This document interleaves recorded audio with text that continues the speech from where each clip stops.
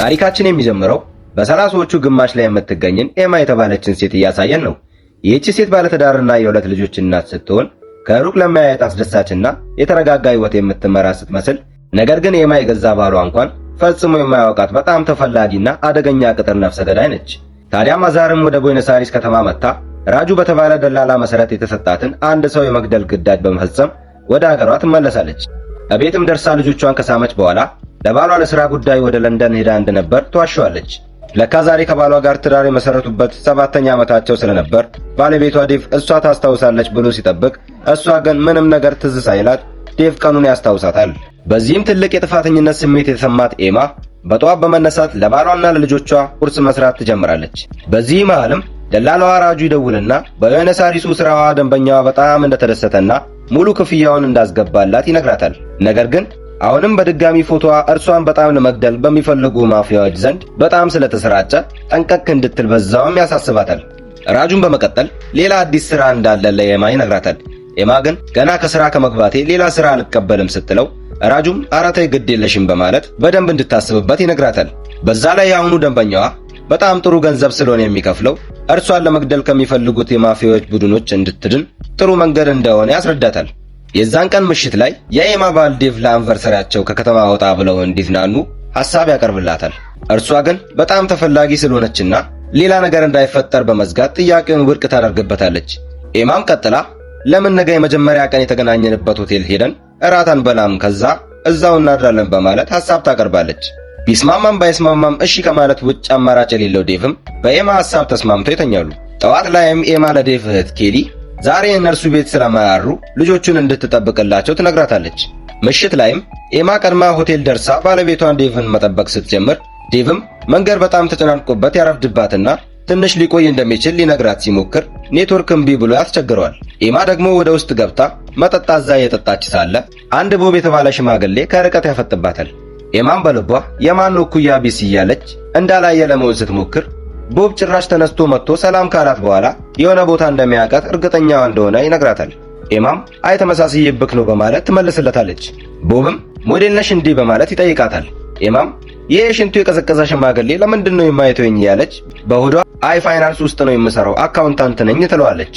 ይህንንም እያወሩ ሳለ ባለቤቷ ዴቭ ይደርሳል። ሽማግሌው ቦብም ዛሬ ትልቅ ጨረታ ያሸነፍኩበት ቀን ስለሆነ ለምን ሁለታችሁንም አልጋብዛችሁም በማለት ይጠይቃቸዋል። ኤማና ዴቭ ግን አይ ይቅርብን በማለት በትህትና ጥያቄውን ውድቅ ያደርጋሉ።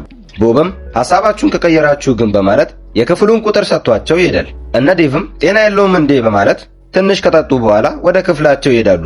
ወደ ውስጥም እንደገቡ ኤማ ሙዚቃ ትከፍትና ልብሴን ቀያየሬ እመጣለሁ አውላልቀ ጠብቀኝ ብለው መታጠቢያ ቤት ትገባለች። ኤማ መታጠቢያ ቤት በመግባት ልብሷን እየቀያየረች ስትቆይ ዴቭ አልጋው ላይ እንዳለ እንቅልፍ ይወስደዋል። ኤማ በዚህ ሰዓት ቀስ ብላ ትወጣና ወደ ቦብ ጋር ትሄዳለች። ለካ ቦብ እንዳሰብነው ዝም ብሎ ሰው ሳይሆን ከኤማ የባሰ የቅጥር ነፍሰ ገዳይና ኤማን ሆቴል ውስጥ ሲያያት እርሷን ለገደለ ብዙ ሚሊዮን ዶላር እንደሚሰጠው ስለሚያውቅ ነበር ያዋራት።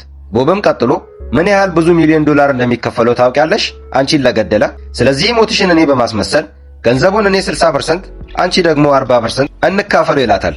እምቢ ካልሽኝ ግን ያለሽበትን ጠቁሜ እዚሁ መተው ነው የሚደፉሽ በማለት ያስፈራራታል።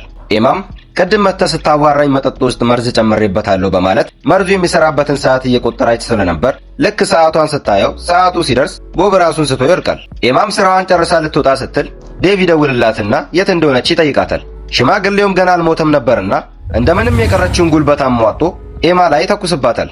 ኤማም ስልኩን ቶሎ ተዘጋውና ቦብን ቶሎ ብላ ትገድለዋለች። ቀጥላ ምንም እንዳልተፈጠረ ወደ ክፍሏ በመመለስ የሞኝ ባሏን ተስማውና አሪፍ ምሽት ያሳልፋሉ።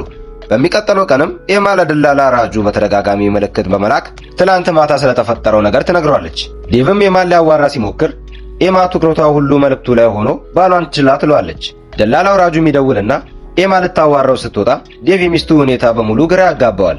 ራጁም ኤማን ካርቫን የተባለችው ሴትዮ አንቺን የምትፈልግሽ ይሄን ዜና እንዳየች የምትኖሪበትን ቦታ ልታውቅ ስለምትችል ወዲያውኑ ነው ሰዎቿን የምትልክብሽ፣ ስለዚህ አሁኑኑ እኔ ጋር በርሊን ነይ በማለት ያስጠነቅቃታል። ዴቭ ደግሞ እህቱ ትደውልለትና ትላንት የነበራችሁበት ሆቴል ውስጥ ግድያ ተፈጽሟል በማለት ዜናውን ትነግረዋለች። ዴቭም ዜናውን ኢንተርኔት ላይ ገብቶ ሲያየው ትላንት ያዋራቸው ቦብ መሆኑን ተመልክቶ እጅግ በጣም ይደነግጣል። ዜናውም ላይ ሽማግሌው ለመጨረሻ ጊዜ የታየው ከባለትዳሮች ጋር እንደነበር ስለሚያካትትም ዴቭ አለቀልን ብሎ እጅግ በጣም ይፈራል። በቃ አሁን ከመቆጣጠሪያ ካሜራ ላይ ፎቶአችንን ወስደው ዘብጥያ ነው የሚጥሉን በማለት ዴቭ አብዝቶ ይጨነቃል። ኤማ ደግሞ በጣም ለአስቸኳይ ስብሰባ በረራ እንዳለባት ስትነግረው ዴቭ መጀመሪያ ላይ አልስማማም ቢልም የዚህ ቤት አባወራ ኤማ ነበረችና በግዱን እሺ ይላታል። በሚቀጥለው ቀንም ኤማ ልጆቿን ተሰናብታ ትወጣለች። ዴቭም ሰኞ ዕለት ኤርፖርት ራሱ መጥቶ እንደሚቀበላት ነግሯት ይለያያሉ።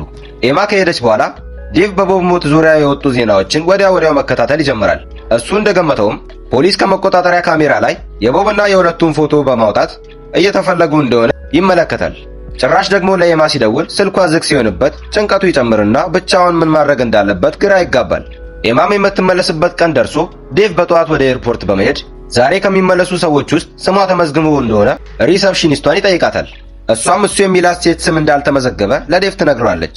እንደው ድንገት ከመጣች በማለት ቀኑን ሙሉ እስከ ምሽት ድረስ እርሷን እዛው ኤርፖርት ቢጠብቃትም ኤማ ልትመጣ ስላልቻለች በመጨረሻ ተስፋ ቆርጦ ከኤርፖርት ሲወጣ እንደፈራውም ሁለት ፖሊሶች ይመጡና በሽማግሌው ሞት ምክንያት ሊያወሩት እንደሚፈልጉ በመንገር ይዘውት ወደ ፖሊስ ጣቢያ ይሄዳሉ። ፖሊስ ጣቢያ ደርሰውም የምርመራ ክፍል ውስጥ ዴቭን በጥያቄ በግራና በቀኝ ሲያጣድፉት ዴቭ ቦብ የተባለ ሰውየውን ያወቀው ራሱ የዛን ቀን ምሽት እንደሆነና ከዛን ቀን በፊት የትም እንደማያውቀው ሊያስረዳቸው ይሞክራል። ፖሊሶቹ ግን ዴቭ የሚያወራው ነገር ምንም ስላላሳመናቸው በጥርጣሬ ዓይን ይመለከቱታል። ትንሽ ቆይቶ ግን የኤማን ጉዳይ የያዘች ኬል የተባለች ሲያይ ትመጣና የዴቭን ጭንቅላት የሚያዞር እውነት ትነግረዋለች። ሲጀመር የሚስቱ ስም ኤማ ሳይሆን አና እንደሆነ፣ ኤማ ማለት ደግሞ የሞተች ሴት ስትሆን ሚስትህ የራሷን ማንነት ለ7 ዓመታት በመጠቀም አንተንና ሁሉንም ሰው ስትዋሽ የኖረች አደገኛ ቅጥር ነፍሰ ገዳይ እንደሆነች ትነግረዋለች። ኬሊን በመቀጠል ያለፈው ሳምንት እንኳን ለአንተ ለንደን ነው ያልኩት በማለት እሷ ግን ቦይነስ አይሪስ እንደነበረች በፎቶ ማስረጃ አስደግፈው ለዴቭ ታሳየዋለች። ዴቭም በሕልሙ ይሁን በእውኑ ሁሉ ነገር ዞሮበት መርማሪዋን መስማቱን ይቀጥላል። ኬሊም ቀጥላ ቦብ የተባለው ሰውዬ አንተ እንዳሰብከው እዛው ያወቃችሁት ሰው ሳይሆን ከሚስትህ የባሰ እልል ያለ ቅጥር ነፍሰ ገዳይ ነው። ከሁሉ በላይ ደግሞ ሚስትህ ራጁ እያለች እንዳለቃዋ የምታዋራው ሰውም አለቃዋ ሳይሆን ስራዎችን የሚያገናኛትና የሚያመጣላት ደላላዋ ነው በማለት የዴቭን አንጎል ታዞረዋለች። ዴቭም አረ ፕራንክ ነው በሉኝ ብሎ ይስቃል። ነገር ግን ያሳዩት ማስረጃ በሙሉ ትክክል ስለነበሩ ወደ ቤት ሄዶ ሌላ ማረጋገጫ ካገኘው በማለት መፈተሽ ይጀምራል። እያንዳንዱን ቦታ ሲያገላብጥም ዊክ፣ ሽጉጥ፣ የሌላ ሀገር ገንዘብና ብዙ ፓስፖርቶችን ያገኛል። ዴቭም የተፈጠረውን ነገር ማሰላሰል ከብዶት ምድርና ሰማይ ሁሉ ይዞርበታል። የሲአይኤዋ መርማሪ ኬሊም ትመጣና እቤቱን ለመፈተሽ እንደሚፈልጉ ተጠይቀዋለች። በርሊን ውስጥ ደግሞ ኤማ ራሷን በመቀየር ወጠጤ ጎረምሳ መስላ ከራጁ ጋር ትገናኛለች። ነገር ግን ኤማን የምትፈልጋት የማፊያዎቹ አለቃ ካርቨር የተባለችው ሴትዮ ሰዎቿን ልካባት ስለነበር ከመኪናው ኋላ ሲከተሏት ኤማ ራጁ በዚህ መሃል አንድ ነገር እንዳይሆን በማለት ከመኪናው ወርዳ ወደ አንድ ክለብ በመግባት ሰዎቹን ለማምለጥ ትሞክራለች። ከሚያሳዷት ሰዎችም አንደኛው ተከታትሏት ወደ ክለቡ ገብቶ ይፈልጋታል። ልክ እንዳያትም ሊይዛት ሲል በሚገርም ጥበብ ይህንን ግንድ የሚያክል ሰውዬ አጋርሞ ትመጣለች። ከዛም እንደወጣች በቀጥታ ባቡር ማቆሚያ ጋር ስትሄድ ከሚያሳዷት ሰዎች ውስጥ ሌላ ሴት አይታት ስለነበር ትከታተላታለች።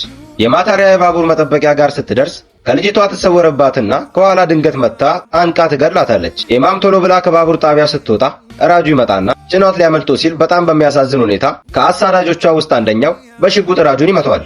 ራጁም የተመታው 2 ቦታ ስለነበር እዛውኑ ሕይወቱ ታልፋለች። ዴቭ ደግሞ መርማሪዎቹ እንደወጡለት ቤት ውስጥ ያገኘው ቁጥር ላይ በሙሉ ይደውላል። እንደ ድንገትም የራጁን ስልክ ያገኝና ሲደውል ኤማ ታነሳዋለች። ኤማም ሁሉንም ነገር ስመጣ አስረዳለሁ በማለት ብዙ ጥያቄዎችና ምን እየተፈጠረ እንኳን እንደሆነ እንዳልገባ ካውቃለሁ፣ ግን ሁሉንም ነገር ስመጣ በደንብ አስረዳካለሁ በማለት ዴቭን እዚህ ነገር ውስጥ እንዳይገባ ትለምነዋለች። ዴቭ ግን አይ እንግዲህ የሚባል ነገር የለም ያለሽበትን ቦታ ንገሪኝና መጥቼ እናወራለን በማለት የት እንዳለች አድራሻዋን ይጠይቃታል። የት እንዳለች አድራሻዋን ተቀብሎ ዴቭ ወደ በርሊን ያመራል። በዛም ሁለቱ አንድ መጠጥ ቤት ይገናኙና ኤማ ሁሉንም ነገር ከመጀመሪያው ጀምሮ ለባለቤቷ ዴቭ ታስረዳው ትጀምራለች። በመጀመሪያ ስሟ ኤማ ሳይሆን አና እንደሆነ አባቷ የትልቅ ሚስጥራዊ ቡድን አባል ነበርና የዚህ ቡድን መሪ ደግሞ ካርቨር እንደምትባል ትነግረዋለች። አባቷ ለዚህ ቡድን ብዙ ጊዜ ሲያገለግል እንደቆየ ከዛም እርሱ ሲሞት ይቺ ካርቨር የተባለችው ሴትዮ እርሷን ወስዳ በጣም ብዙ ነገር አሰልጥናት አደገኛ ቅጥር ነፍሰ ገዳይ እንዳደረገቻት ትነግረዋለች። ከሱ በላይ የከፋው ደግሞ መጀመሪያ ላይ ይቺ ካርቨር የተባለችው የማፊያዎቹ አለቃ ለአና አንቺ የምትገያቸው ሰዎች በሙሉ ወንጀለኞች እንደነበሩና ወንጀለኛና ገዳዮች ናቸው በማለት ዋሽታት የነበረ ሲሆን አናም ይህንን ቃሏን አምና ለዘመናት ስታገለግላት በመጨረሻ ካርቨር ስትዋሻት እንዳወቀች ትነግረዋለች። ታዲያ አንድ ተልእኮ ላይም ከእርሱ ጋር እንደተገናኙና ለመጀመሪያ ጊዜ በፍቅር ሲንከባከባት ከእርሱ ጋር በፍቅር በመውደቋ የነበረችበትን ሕይወት በሙሉ በመተው ከእርሱ ጋር ትዳር እንደመሰረተች ትነግረዋለች። ስለዚህ ለአንተ ያለኝ ፍቅር እውነተኛና በማንምና በምንም የማይለወጥ ሲሆን አሁን ወደዚህ ከተማ የመጣሁትም ያለውን ነገር በሙሉ ለአንዴና ለመጨረሻ ጊዜ ጨርሼ አንድ ላይ ወደ ካናዳ በመሄድ አዲስ ህይወት እንድንጀምር ነው በማለት ከልቧ እንደምታፈቅረው ለዴቭ ደጋግማ ትነግረዋለች። ዴቭም የማን ከልቡ ያፈቅራት ነበርና ያለችውን በሙሉ አምኖ በመቀበል አብሯት ሊሆን ይስማማል። ነገር ግን ይህንን እያወሩ ባሉበት የካርቨር ሰዎች ወደ መጠጥ ቤቱ ይገቡና ሁለቱንም ራሳቸውን አስተዋቸው ይዘዋቸው ይሄዳሉ። አናም ራሷን ከሳተችበት ስትነቃ ካርቨር ልጆቿን እያጫወተች ታያታለች። ካርቨርም ለልጆችሽ በህይወት መቆየትና ሰላም የምትፈልጊ ከሆነ ወደኛ ተመለሺ፣ ያ ጠቋራ ባለሽን ደግሞ ግደዩ፣ አለበለዚያ ነገሩ የከፋ ይሆናል በማለት ለኤማ ትዕዛዝ ታስተላልፋለች። ኤማም በካርቨር ሐሳብ ተስማምታ ዴቭን ጭር ወዳለ ጫካ ውስጥ ይዛው ከሄደች በኋላ እንደ ሞት ካስመስል በማለት በሽጉጥ ጎኑ ላይ ትመቷለች።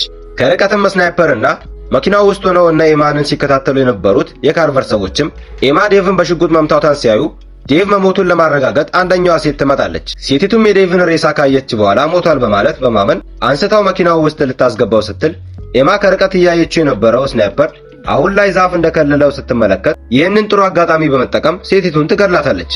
ዴቭም የተመታው ቦታ ለሞት የማያበቃ ስለነበር ቶሎ ይነቃና ተባብረው ባለ ስናይፐሩንና ሌሎች ጠባቂዎችን ከገደሉ በኋላ አንተ ልጆቹ ጋር ሂድ፣ እኔ ያቺን ጭራቅ እገድላታለሁ በማለት ይለያያሉ። ዴቭም ወደ ውስጥ ገብቶ አንዱን ጋርድ ከገደለ በኋላ ከልጆቹ ጋር ይገናኛል። ኤማም እያንዳንዱን ጥበቃዎች እያጋደመች ካርቨር ወዳለችበት ቀስ በቀስ ትደርሳለች። ካርቨር ግን ሮጣ በመውጣት ከኤማ ለማምለጥ ብትሞክርም ኤማ በሚገርም ፍጥነት ደርሳባት እዛው ጫካ ውስጥ ትገላትና ወደ ልጆቿና ባሏ ጋር ትመለሳለች። በመጨረሻም ኤማና ቤተሰቦቿ ጠላቶቻቸውን ሁሉ አጋርመው አዲስ የኑሮ ምዕራፍ ሊጀምሩ ሲሄዱ እያየን ታሪካችን